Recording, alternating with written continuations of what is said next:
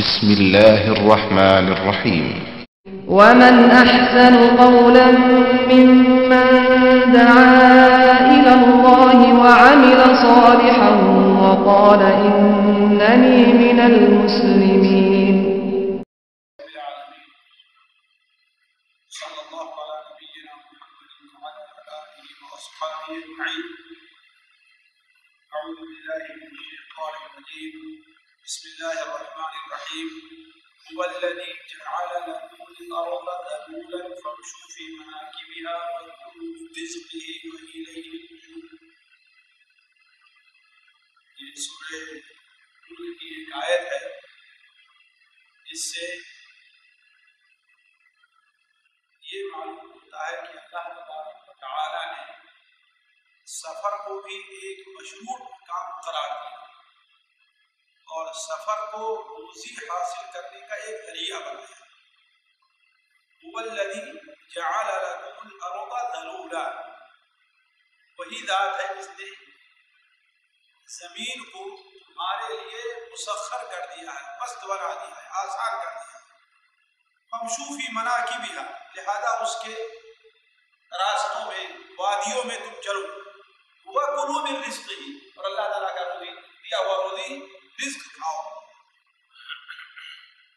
اس سے پتہ چلتا ہے کہ باہر نکلنے کا، سفر کا تعلق روزی سے ایک گہرا ہے. اور آپ لوگ جانتے ہیں کہ ہم میں سے ہر شخص سفر کرتا ہے، پورا سفر کرتا ہے یا مختصر سفر کرتا ہے، لمبے سفر پر نکلتا ہے یا تھوڑی دور کے لیے نکلتا ہے. ہر انسان کو سفر کی ضرورت پیش آتی ہے. کسی کا مقصد سفر سے محض تفریح تباہ ہوا کرتا ہے، اسے کوئی ضرورت نہیں ہے، روزی اس کے پاس جہاں رہ رہا ہے اللہ نے متوفر روزی دی ہوئی ہے، لیکن نکل رہا ہے صرف ایک جگہ بیٹھے بیٹھے طبیعت اکتا کے لہٰذا تفریح تباہ کے لیے نکل رہا ہے. کچھ لوگ روزی حاصل کرنے کے لیے سفر پر جا رہے ہیں.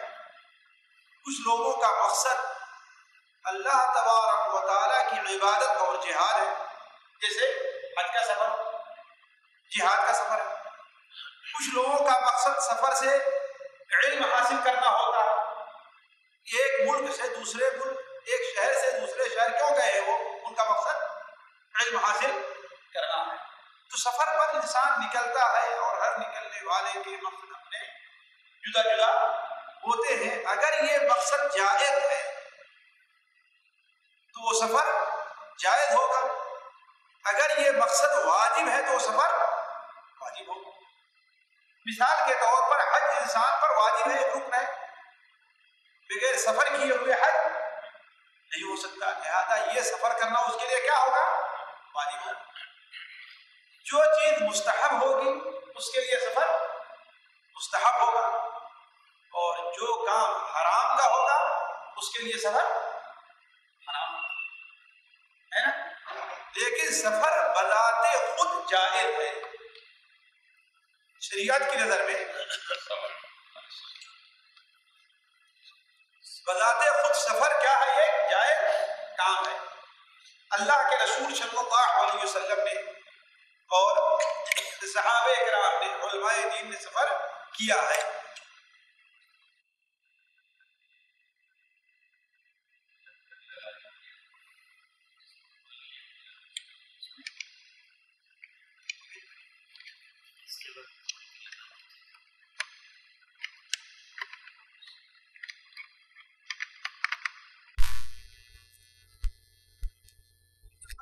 جائز کام ہوا، جیسے کہ اور کام جائز ہے، لہذا اس کے لیے اسلام نے کچھ شروط اور آداب بھی رکھے ہیں.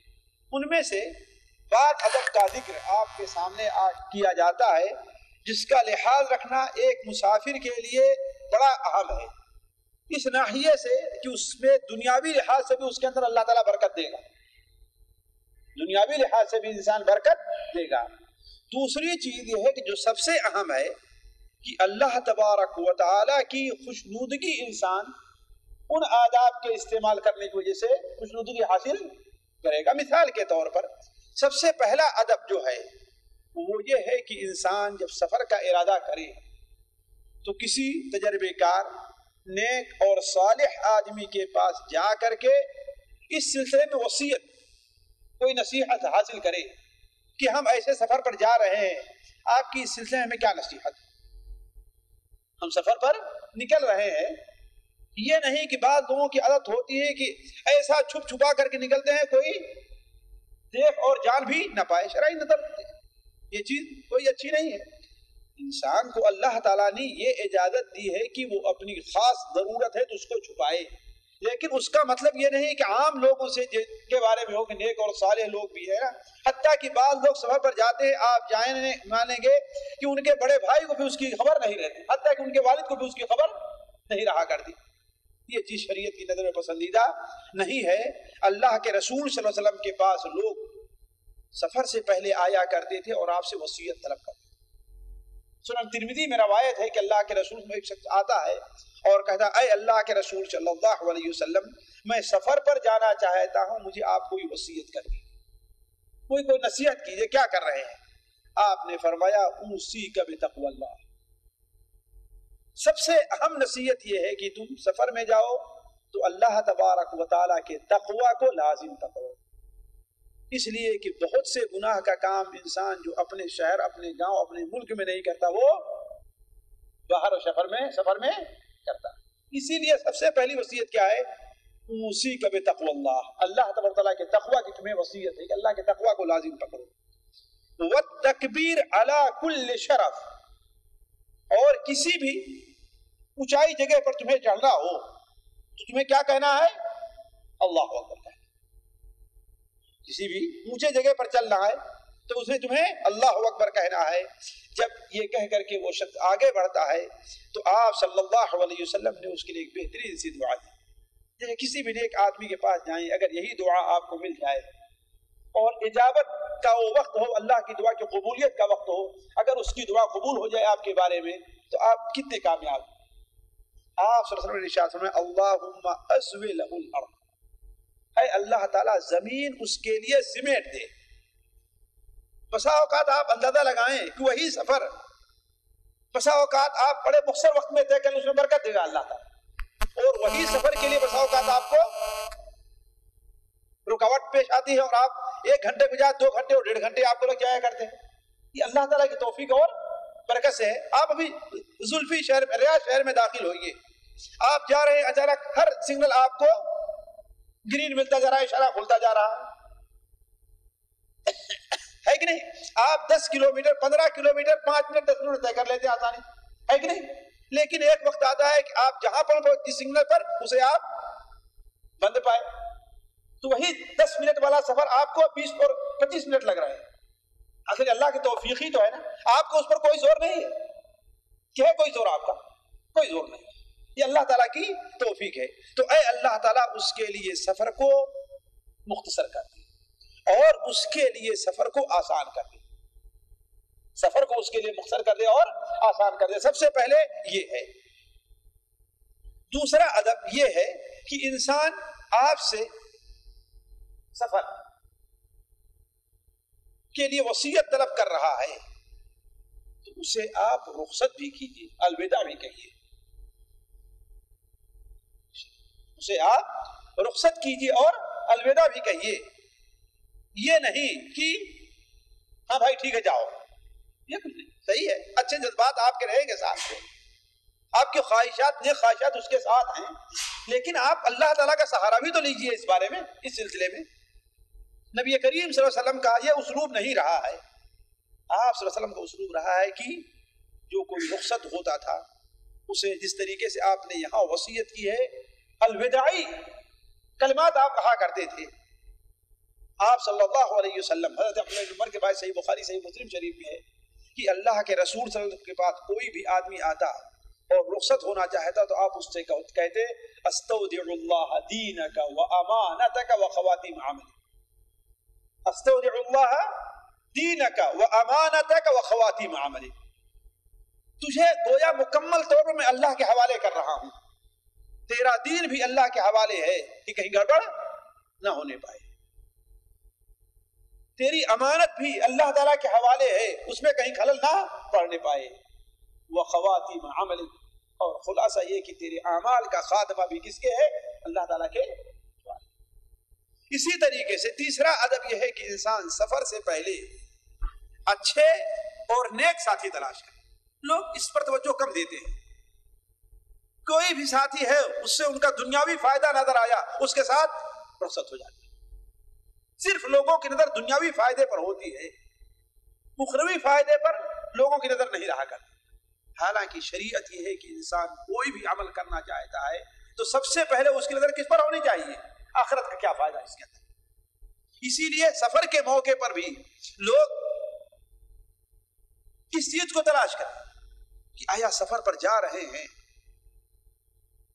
کوئی بھی ضرورت پیش آ سکتی ہے، کوئی بھی مصیبت انسان کو در پہ آ سکتی ہے.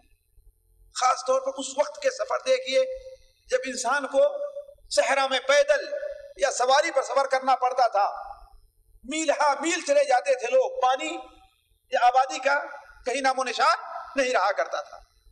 تو ایسے موقع پر اللہ کے رسول صلی اللہ علیہ وسلم کی وصیت یہ ہے کہ کیا ہونا چاہیے؟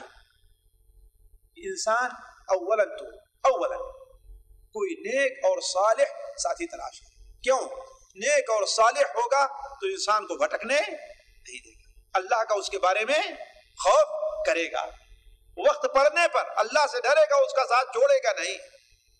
دوسری چیز یہ ہے کہ انسان کو عمومی طور پر اکیلے سفر نہیں کرنا چاہیے. یہ اس وقت کی بات ہے، لیکن آج بھی واللہ اکیلے سفر کرنے میں بڑے نقصانات. اسی الغات کا ایک آدمی ریاض سے اپنی نئی گاڑی لے کر کے چلا، ٹیلی فون کر کے ہاں ہم آ رہے ہیں. لوگ کریں کہ ہاں بھائی چلا ہے، 2.5 گھنٹے 3 گھنٹے میں پہنچ جائے گا.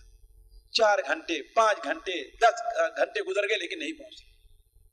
اس وقت موبائل اور جوال نہیں تھا، نہیں پہنچ سکا. یہ میرے سامنے کی بات ہے، میری موجودگی میں الغات کے اندر یہ حادثہ پیش آیا. لوگ چلنا شروع کیے، ڈھونڈتے ہیں تو دیکھا کہ ایک گاڑی کنارے کھڑی ہوئی ہے اور اس کے اندر وہ آدمی مرا پڑا. وہ آدمی مرا پڑا. یہ ناصر مساعد ہے، اس کا بڑا بھائی راشد، اس کا بڑا بھائی. اس کا واقعہ آج سے 20 سال پہلے. ایسے اگر آپ اپنی زندگی پر نظر کریں تو بہت سے لوگوں کے بارے میں آئے گا. بہت سے لوگ اکیلے سفر پر گئے، ڈاکو نے انہیں لوٹ لیا، ان کا کوئی ساتھی نہیں تھا. بہت سے لوگ اکیلے سفر پر آئے لیکن گھر پہنچے ان کے ساتھ ان کا کوئی سامان نہیں ہے. ہوتا ہی نہیں ہوتا ہے. سو گئے، وہ نگرانی کرنے والا نہیں ہے، اکیلا پایا ڈاکو نے، ان سے چھین لیا. کوئی بھی وجہ ہو سکتی ہے. تو اللہ کے رسول صلی اللہ علیہ وسلم نے سختی سے منع فرمایا ہے کہ انسان اکیلے سفر. آپ صلی اللہ علیہ وسلم نے ارشاد فرمایا لو ان الناس يعلمون ما في الوحدة ما اعلم ما سار راكب بليل وحده. اگر لوگوں کو یہ معلوم ہو جائے کہ اکیلے سفر کرنے کے کیا نقصانات ہیں جو میں جانتا ہوں تو اکیلے آدمی خصوصاً رات میں کبھی سفر نہ کرے. اور آپ صلی اللہ علیہ وسلم نے ارشاد فرمایا کہ الراکب شیطان، اکیلے سفر کرنے والا شیطان ہے. اور 2 ہیں اکیلے سفر کرنے والے تو 2 شیطان ہیں. البتہ 3 ہیں تو وہ ایک قافلہ ہے. 3 ہیں تو وہ یہ قافلہ ہے. 2 ہیں، اب آپ کہیں کیوں شیطان ہے؟ خدا نہ خواستہ ایک آدمی ہے، اسے کوئی پریشانی لاحق ہو گئی تو ایک آدمی کا اکیلے ایک آدمی کے لیے اٹھانا کیا ہوتا ہے؟ سنبھالنا ایک مشکل کام ہے. خاص طور پر اس وقت کی زندگی کو دیکھیے یا آج اپنے یہاں چلیے کہ جہاں لوگ دور دور تک جا رہے ہیں، کوئی اپنی سواری کا خاص انتظام نہیں رہا کرتا ہے. اب ان کے ساتھ ایک آدمی ہے، اس کو سواری سے اتارنا ہے، یہ کرنا ہے، دوسری سواری بیٹھانا، ایک مشکل ترین کام ہے.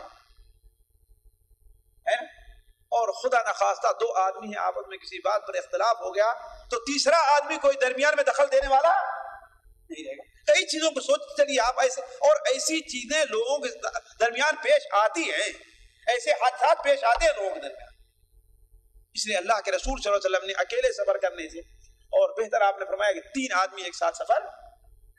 خاص طور پر اگر عورت ہے، لڑکی ہے تو اسے اکیلے سفر کرنے سے تو آپ نے سختی سے منع فرمایا. بلکہ آپ صلی اللہ علیہ وسلم کا ارشاد ہے صحیح بخاری شریف میں، وہ عورت جو اللہ پر اور آخرت کے دن پر ایمان رکھتی ہے اس کے لیے قطعاً یہ جائز نہیں ہے کہ بغیر محرم کے اکیلے وہ سفر کا تیسرا یا چوتھا ادب یہ ہے جسے عام طور پر لوگوں نے چھوڑا ہے، عام طور پر لوگوں نے چھوڑ رکھا ہے، اور نبی کریم صلی اللہ علیہ وسلم کی سنت کو اور اس حکم کو زندہ کرنا چاہیے۔ بہت کم لوگ ہیں، ایک معمولی لوگ ہیں جو اس کے اوپر عمل کرتے ہیں۔ وہ یہ کیا ہے کہ انسان جب سفر پر نکلے، 3 آدمی ہیں، ایک جماعت پر نکلے، تو اس میں سے کسی کو اپنا امیر بنا لینا چاہیے، اور امیر واقعی اور شرعی طور پر بناتے ہیں اس شخص کو جو اس کی ذمہ داری اٹھا سکے، یہ نہیں کہ سب سے سیدھا سادہ سا پاگل آدمی اسے کہ ہمارا امیر ہے، جیسا کہ لوگ سمجھتے ہیں کیا ہے تیری نماز پڑھانا، نہیں، یہ نہیں۔ ایسا شخص ہو جو لوگوں پر کنٹرول کر سکے، جس کا لوگوں پر ایک اثر ہو، جو لوگوں کو جمع کر سکے، اکٹھا کر سکے۔ ایسا نہیں کہ لوگ اس کی بات مانتے ہی نہیں، آپ نے اسے امیر بنا دیا۔ امیر ایسا شخص بنایا جائے جس کا لوگوں پر کچھ اثر ہو۔ تو کہنے کا مطلب کہ ایک ادب یہ ہے کہ سفر کا، کہ انسان سفر میں نکلے تو کسی کو اپنا امیر بنا لے۔ نبی کریم صلی اللہ علیہ وسلم نے ارشاد فرمایا کہ 3 آدمی بھی اگر کسی سفر میں نکل رہے ہیں تو ان میں سے کسی ایک کو امیر بنا دیں۔ بلکہ عبداللہ ابن عمر کی روایت جو مسند احمد میں ہے وہ اس سے بھی سخت ہے۔ آپ صلی اللہ علیہ وسلم نے ارشاد فرمایا کہ 3 آدمی بھی جو باہر میدان میں نکل رہے ہیں ان کے لیے یہ جائز نہیں ہے کہ بغیر اپنے اوپر کسی کو امیر بنائے ہوئے۔ سفر کا ایک ادب جو نبی کریم صلی اللہ علیہ وسلم کا معمول تھا وہ یہ ہے کہ آپ صلی اللہ علیہ وسلم زیادہ طور پر جمعرات کے دن سفر کیا کرتے۔ آپ صلی اللہ علیہ وسلم کا سفر عام طور پر کس دن ہوتا تھا؟ جمعرات کے دن۔ دیکھیے بہت قسم کے حالات بدل گئے ہیں، آج ٹرین کا مسئلہ ہے، جہاز کا مسئلہ ہے، ہم یہ واجبی نہیں کہتے، لیکن اگر جس انسان کے اختیار میں ہو، اپنی گاڑیوں سے سفر کر رہے ہیں، اپنا اختیار ہے کہ ہاں جائیں کہ ہمیں سواری مل جائے گی، تو ایسے وقت میں انسان کو کس دن سفر شروع کرنا چاہیے؟ جمعرات۔ صحیح بخاری شریف میں مسند احمد میں حضرت کعب بن مالک سے مروی ہے کہ نبی کریم صلی اللہ علیہ وسلم غزوہ تبوک کے موقع پر کس دن نکلے؟ جمعرات کے دن۔ وَكَانَ يُحِبُّ أَن يَخْرُجَ يَوْمَ الْخَمِيسِ، اور آپ کو یہ بات پسندیدہ تھی کہ آپ خمیس کے دن نکلا کریں۔ ایک ادب سفر کا یہ ہے جسے عام طور پر آج لوگ حالات کے بدلنے کی وجہ سے چھوڑتے جا رہے ہیں، حالانکہ اس کے اندر بڑی برکت ہے۔ اللہ کے رسول صلی اللہ علیہ وسلم نے ارشاد فرمایا سفر پر نکلنا ہے، کسی کام کے لیے نکلنا ہے تو صبح تڑکے نکلے، صبح بھور میں نکلے، جلدی نکلے۔ کیوں؟ اولا تو موسم ٹھنڈا، ہوا سخت نہ ہوگی، گرمی سخت نہ ہوگی۔ تیسری چیز ہے ساتھیوں، صبح کام شروع کرنے میں اللہ نے بڑی برکت رکھی، صبح کے کام میں اللہ تعالیٰ نے بڑی برکت رکھی۔ آپ دیکھ لیجیے، صبح 1-2 گھنٹہ سو کر کے کسی کام پر جائیے، اور صبح فجر کے بعد بھی آپ جائیے 9 بجے تک 10 بجے تک آپ وہ کام کر لیں گے کہ دیر میں جا رہے ہیں تو 1 بجے تک آپ وہ کام نہیں۔ نبی کریم صلی اللہ علیہ وسلم کی دعا ہے خصوصی طور پر، اللہم بارک لامتی فی بکورہا، اللہم بارک لامتی فی بکورہا، اے اللہ تبارک و تعالی میری امت کو اس کے صبح کے وقت میں اللہ تعالیٰ تو برکت دے۔ اسی لیے سنن ابو داؤد کی روایت میں ہے کہ اللہ کے رسول صلی اللہ علیہ وسلم جب کسی فوجی ٹولی کو، کسی لشکر کو بھیجتے تھے تو آپ کیا کرتے تھے؟ صبح ہی صبح بھور میں بھیج دیا کرتے تھے، تاخیر نہیں کرتے تھے۔ اور صحابہ کرام کے زمانے میں ایک واقعہ ہی پیش آیا، ایک صحابی ہے صخر بن وداعہ، جب انہوں نے اس حدیث کو سنا، اس حدیث کو سن لیا تو ایسا کرتے تھے، تجارت کرتے تھے، اپنا سامان تجارت جب بھی ہو شام کو دوپہر کو کبھی باہر نہ نکالیں اور کبھی نہ بھیجیں، جب بھیجنا ہو تو کب؟ صبح کو۔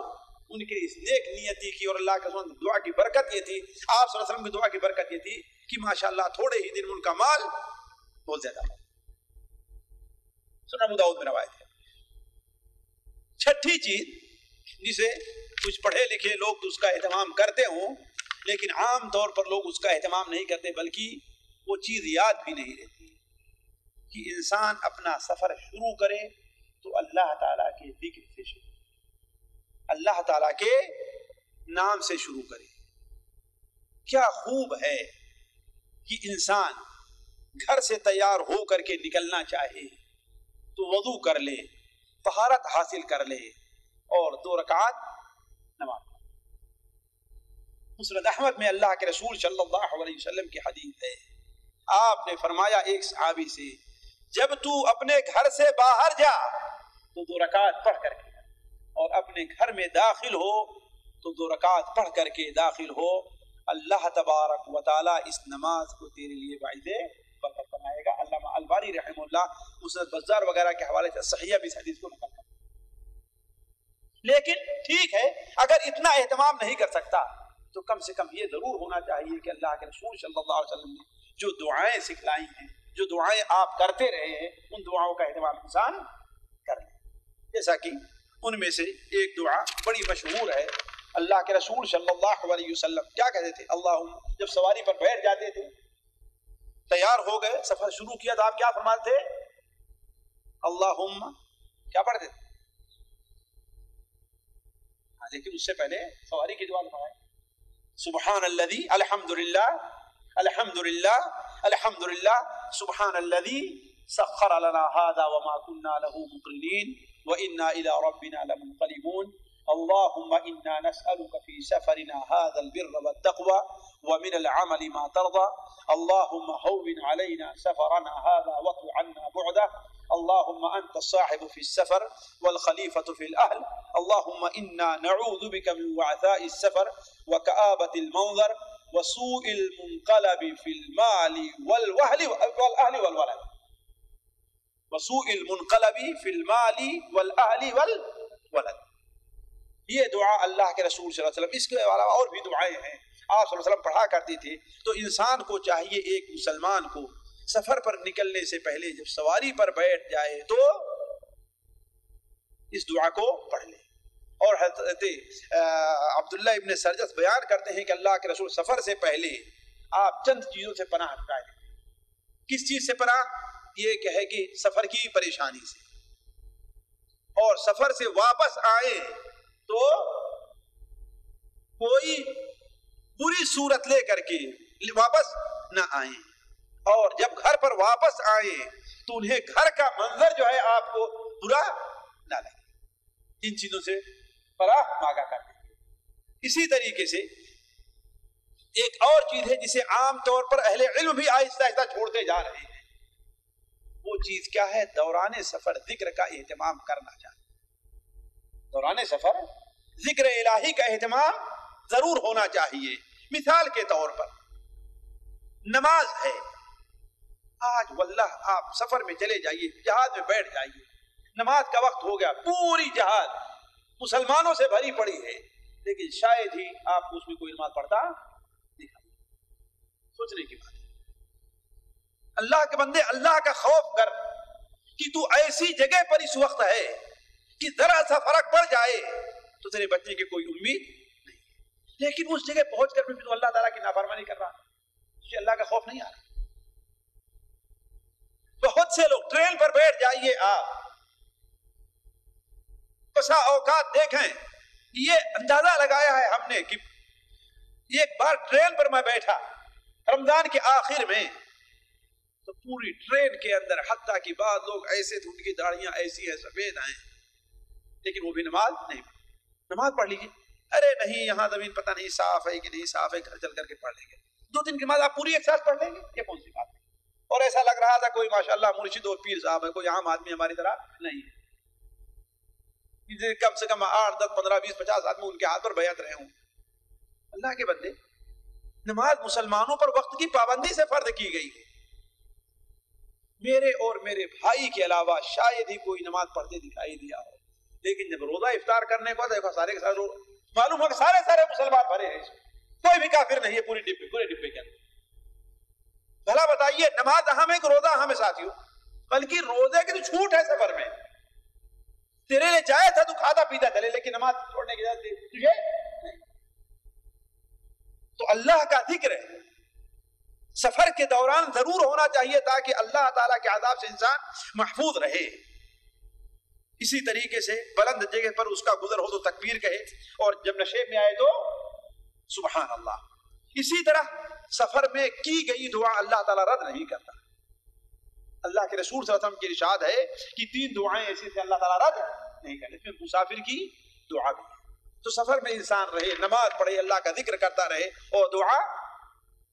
اسی طریقے سے سفر میں انسان جب نازل ہو، ٹھہرے، تو اس میں چند آداب کا مد نظر رکھے۔ پہلی چیز یہ ہے کہ انسان بیچ راستے میں نہ بیٹھے۔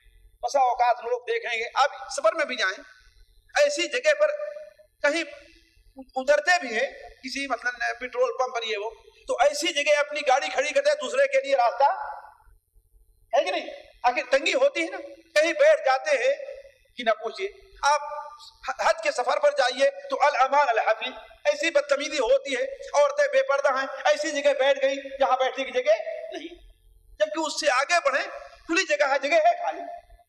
تو اللہ کے رسول صلی اللہ علیہ وسلم نے اس کی سختی سے تاکید فرمائی ہے کہ بیچ راستے میں انسان نہ بیٹھے۔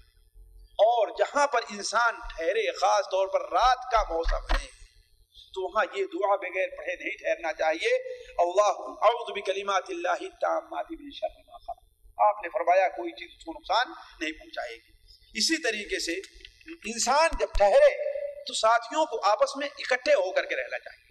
یہ نہیں دیکھیے آپ 2-3 ساتھی جا رہے ہیں گاڑی سے، گاڑی رکی، کوئی ادھر جا رہا ہے، کوئی اس طرف جا رہا ہے، کوئی اب ڈھونڈنے لگو ان کو آپ، یہ سفر کے آداب کے خلاف ہے۔